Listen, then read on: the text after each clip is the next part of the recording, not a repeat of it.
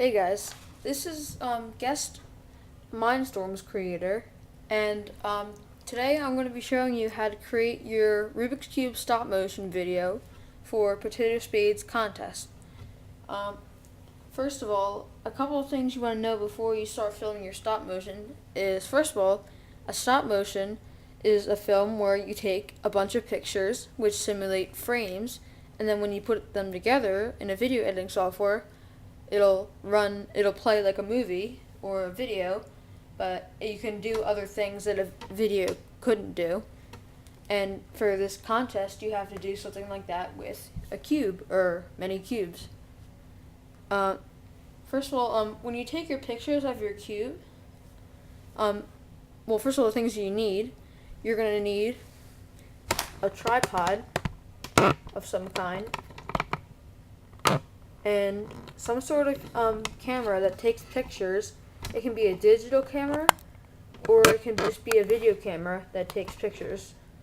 And if you don't have a tripod, you're going to need a high surface and a lot of tape, because you have to keep your camera very still to get a very good picture or video when you're done with this. Now, for creating your cube stop motion, what you're basically going to be doing is animating your cube in a way so that it appeals the interest of a user.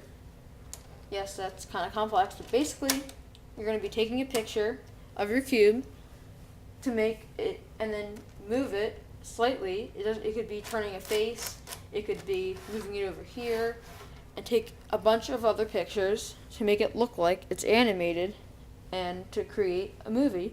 Now, what you have to think about is that you can't just take a picture of the cube like this, and then take a picture like this, and then like this, because you can't expect it to go like this in the finished movie. It'll look something like this instead. It'll look that fast. The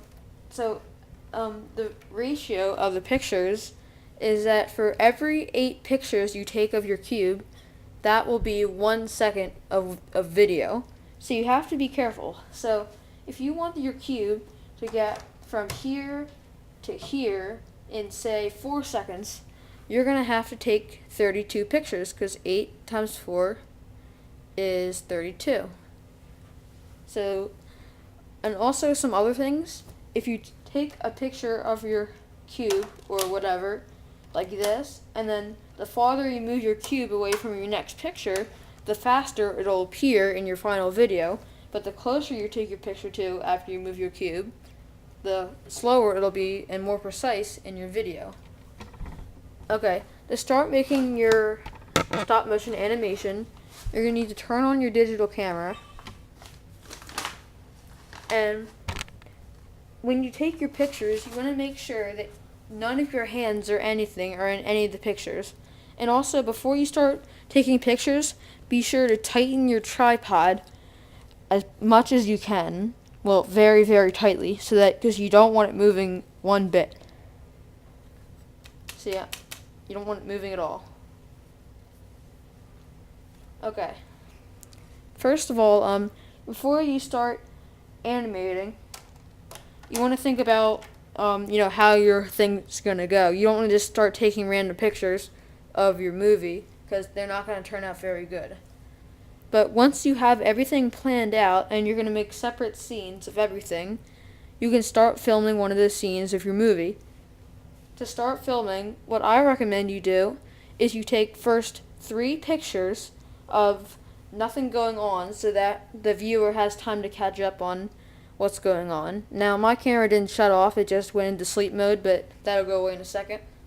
So, say that I'm filming right here what I want to be the stop motion. What I can do is just take 3 pictures of nothing happening, so that the user who's watching the video has time to catch up on the action. 1,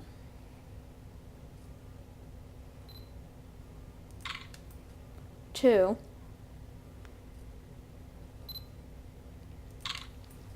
3.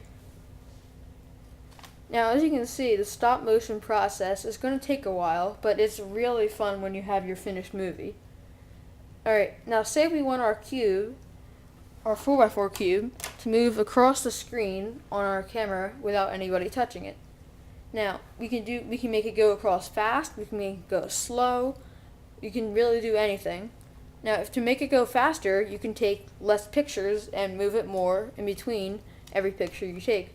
But if you want it to be nice and slow and accurate, you can take more pictures in between. So, after we taken those first three first three pictures to prepare it, we're gonna start moving our cube slightly into the camera's view. Now, you probably can't see it through this camcorder, but the cube is very slightly in the viewing area of this picture camera. So, after you've done that, you can take your picture and make sure you don't wobble the tripod when you do it. And now you've taken a picture. Now, if you want your cube to move faster, say you can probably move your cube to here, but in this case, I don't want it to move so fast. I want it to be nice and precise. So I'm going to move it just a little bit like this and take the next picture. And you have to repeat this process for a while. And I'm not going to film the entire process of me doing this because I need to explain how you put the pictures together in order to create your final movie. So basically, continue doing that until your scene or your just little stop motion section of your movie is complete.